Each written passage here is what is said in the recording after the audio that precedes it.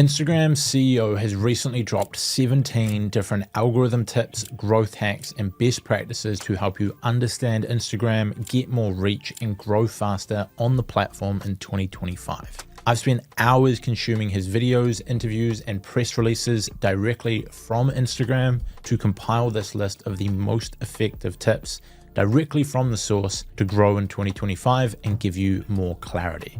Let's dive into it. Now, number one, Instagram stories won't help you get new followers. However, they are the secret to growing your audience as fast as possible. This might sound counterintuitive, but it's because whilst they won't get you new people to follow you, they are the best way to engage your existing audience so that they stick around, and this decreases the amount of people who unfollow you, meaning you grow much faster. If you're currently gaining a couple thousand new followers a month, but you're also losing a couple thousand, you're not going to grow. However, if you start posting more stories, build a better relationship with your audience, and all of a sudden only a few hundred people unfollow you each month, all of a sudden you're growing 1,000, 1,500 new people per month. Now, he didn't give out any specific numbers, but he did go ahead and say that they have found creators who post 2 stories often see less unfollows than those who don't. And we see this in the data.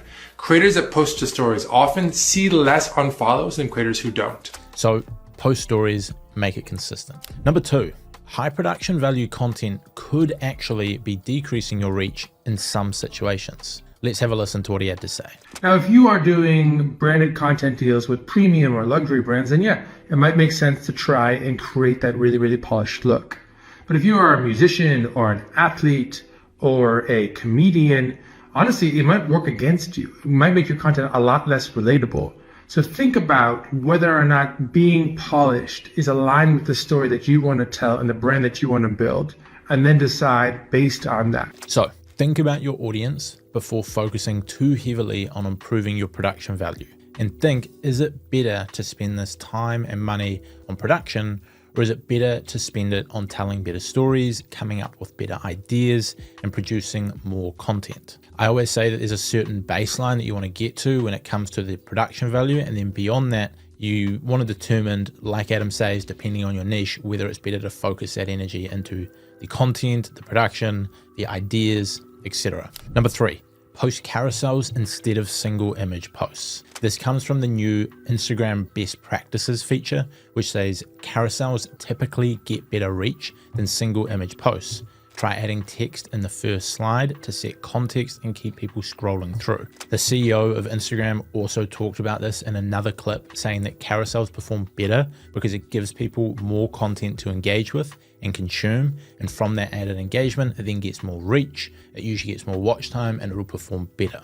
Why carousels often get more reach than photos? 2 main reasons. 1, multiple pieces of media on going to mean more interactions with your carousel post, and more interactions is going to mean more reach on average.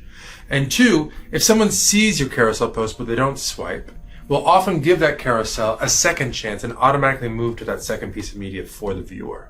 So in future, rather than posting a single image, try group a few images together, and where possible, try to add text to provide context to people, which should lead to more people engaging and spending more time on the content, scrolling through it. Now, I'll throw up an example on the screen from James Smith that got nearly 100,000 likes, when really it's just a simple photo dump of his year, but he's added context by adding a little bit of text to each slide, which makes you want to read and scroll through it and spend more time on it and engage with it.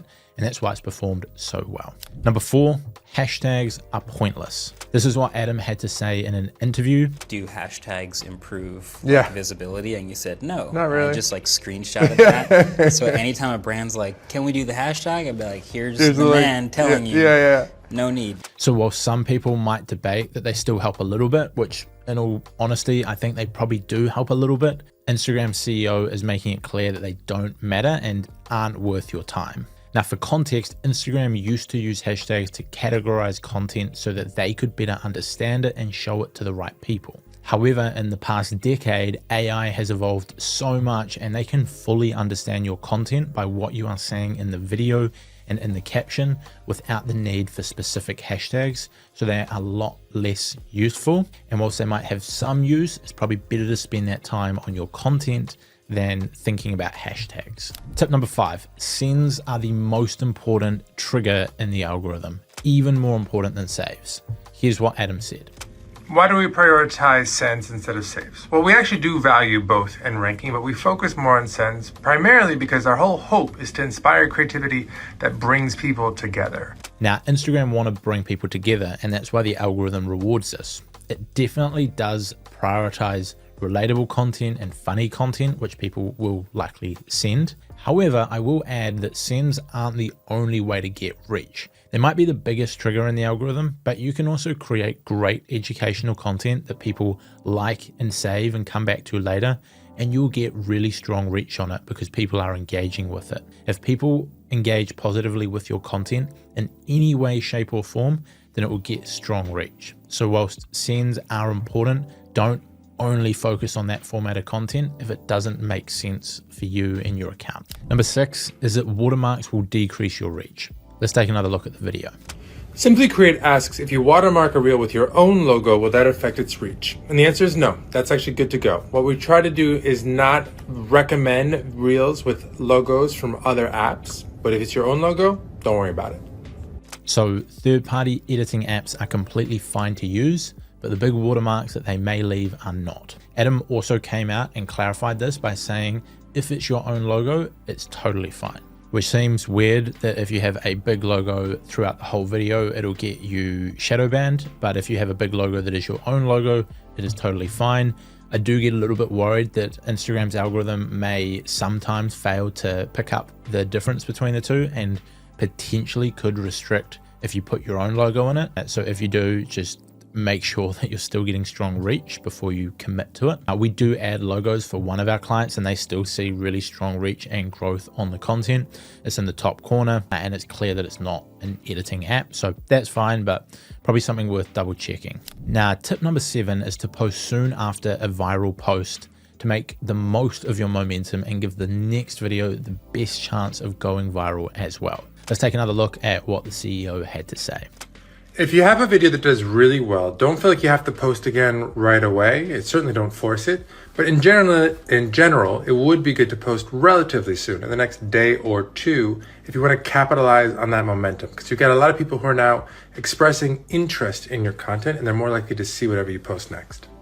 Now this makes sense to me. Try posting another good video a day or two after something has taken off. So whilst the first video is doing well and getting shown to people, Instagram then have more content that they can recommend to these people after they've watched it, and then they can watch 1 or 2 or 3 or 4 good videos, binge your stuff, follow you, and these other videos can take off. This is what we find on any platform, on TikTok, YouTube, Facebook, anything. If a video starts performing well on YouTube, we want a similar video that is then going to get pushed and it can have a really, really powerful effect. The 8th tip that he had is less about the algorithm and more so about consuming more content within your niche if you want to come up with better ideas. And by doing so, you can then create better content that does perform better in the algorithm because it's simply better. Let's take a look at the video. If you're having trouble coming up with new ideas, my best advice is to consume more information you find interesting. Rick Rubin calls this source. Number 9 is how often should you post? Editors ask me a lot how often they should post on Instagram. And though there's no one perfect answer, 2 things are true. One is the more you post in general, the more reach you're gonna get. The other is if you commit to too much content creation, you're gonna burn out. Because creator burnout is a real thing. So my advice is try to come up with a schedule that you can sustain over the long run and you can continue to enjoy. Because if you're enjoying making this content, if you're enjoying being creative, that content is going to be better for it. Now his answer is about as vague as it gets. However, I often give the same advice when I'm speaking generically because it requires a lot of nuance. You should post as often as you can consistently post with good content. Some content is very simple and easy to make so that you can get a good post every single day with ease, and in that situation I would recommend posting every single day. Other content is extremely hard to make and might take weeks of planning, and so you might only be able to post twice a month. Figure out how often you can consistently post good stuff and stick to it. But don't get this the wrong way around. If your content takes a long time to make, don't necessarily try and post every day and just water down the content. Equally, if your posts are really simple to make, don't be lazy and just post once or twice a week if it's very easy, which is why this requires a bit of nuance to sort of understand how often you should be posting. Now, if you want a more direct answer, inside the Instagram best practices section, they said that accounts that post 10 times per month on average, which is roughly 2 to 3 times a week, is what performs best. And I think that is a good starting point for people to go with 2 to 3 times a week if they don't know how often to post, and then can adjust from there. If it's way too much time, they can drop it down. If it's easy, they can bump it up. Now, the 10th tip is to have an engaging second slide on your carousels to increase your reach. This is because if someone sees your post the first time and they don't swipe through it, Instagram will show it to someone a second time, but this time they will open the post on your second slide. This then gives you double the chances of someone engaging with your post by making sure the second slide is good. And so this can be the case whether you're creating an educational carousel. Your first 2 slides can both sort of be introductory with a strong hook on it, or it can be used in posting a series of photos, making sure the first 2 are both really good photos that grab attention, so that if the first one gets shown to someone and they don't engage with it, which could be because of the content itself, or it could be just because they were busy and distracted and scrolling, when it gets shown a second time, you've got a good chance that they engage as well. Number 11, the first 3 seconds are super important to the performance of your video. Let's have a look. The first 3 seconds of a reel are super important. We call this the hook. Now, that doesn't necessarily mean you need to bait the user or have a cliffhanger, but you do need to get the user's attention, because as they're scrolling through a feed, you have a brief moment where you might actually get them invested in hearing what else you have to say. A couple of things I recommend. 1, use text when possible, because a lot of times people actually have the sound off to start.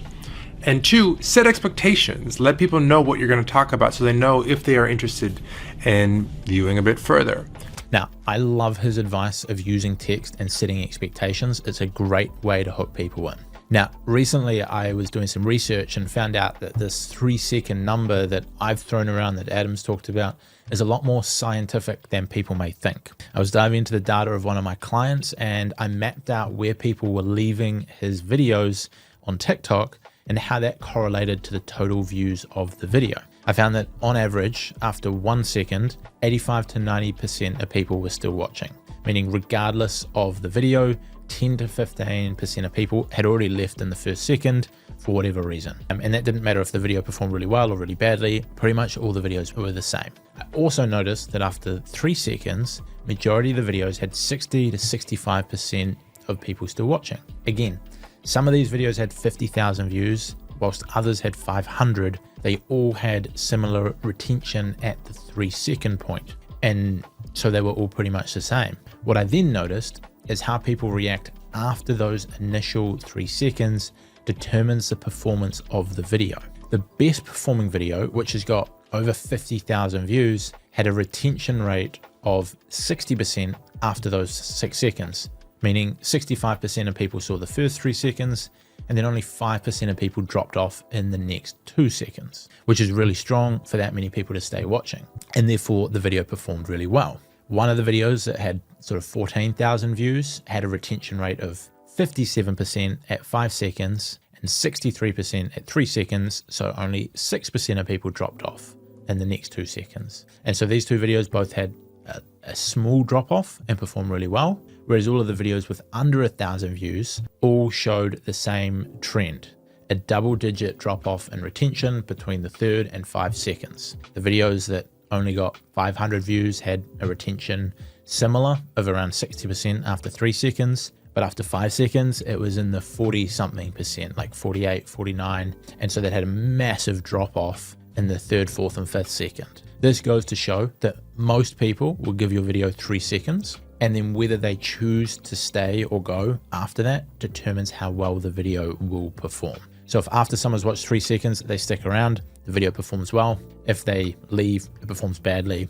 And that's pretty exact from the content we looked at. Anyway, that's a bit of a tangent. Let's get on to tip number 12, which is to use audio on your content to increase the reach and growth. Why should you use audio when you post reels or even photos and carousels on Instagram? I talk about this a lot, so I figured I would quickly explain why it helps with engagement.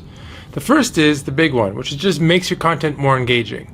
When it's more immersive when audio is on, and about half the time people have audio turned on when they use Instagram, you're more likely to get someone's attention. And that'll help in terms of getting more likes, comments, and therefore more reach. The second is, for Reels specifically, you get to be on the audio page. And a lot of people go to audio pages to look for inspiration, and then they might see your Reel, which might also help, again, with reach. Just a way to get your content in front of more people more quickly. Simply to make your post more engaging, allowing your carousels to show up in the Reels section, and give you the ability to show up on the audio tag for the video for additional reach. Now, tip number 13, right after telling you to use sound, is that 50% of content is consumed without sound. I don't have a stat to share, but last I checked, it's not about people, it's about time. So like what percentage of video impressions have sound on or off? And I think it was roughly half. So on the flip side of things, whilst it's important to use sound, Adam also stresses you also need to make sure your content is engaging to people who don't have their audio on, by using captions, subtitles, good imagery, which is also something that I've constantly talking about. Lots of people consume content without sound. Lots of people consume content with sound. Make sure it is equally engaging to both groups of people if you want to maximize the performance of it. Tip number 14, and we're getting towards the end of these, but stick around because there's a few good ones left. Reels should be 30 to 90 seconds long for optimal reach. Now, this comes from the new best practices feature that Instagram rolled out, where they say Reels that are 30 to 90 seconds long will get better engagement and are shown to more people. Reels over 90 seconds won't be recommended to new audiences. So as a rule of thumb, follow those rough times. You can go shorter than that if you want to reach a lot of people. You can create something that's 10 or 15 seconds long, although they're saying in general it should be 30 to 90. And you can also still post content over 90 seconds long, but only post that with the goal of nurturing people rather than reaching new people. So for example, one of our clients is posting YouTube videos every week, and we actually will post them on his Instagram, and these are 5 to 10 minutes long.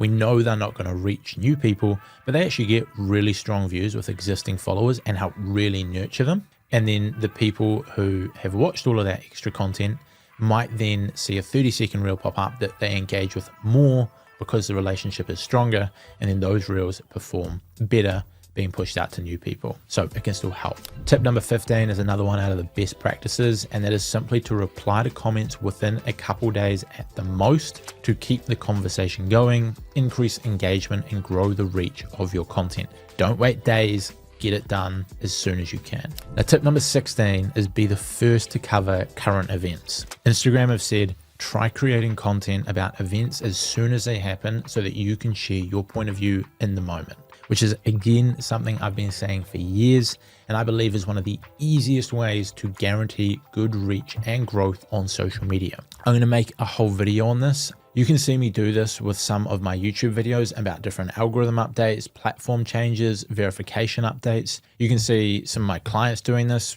One of my clients, Shane, gives his thoughts and opinion on upcoming boxing fights, or another client that I've worked with might give updates around what's happening with interest rates or what's happening in the media related to their niche.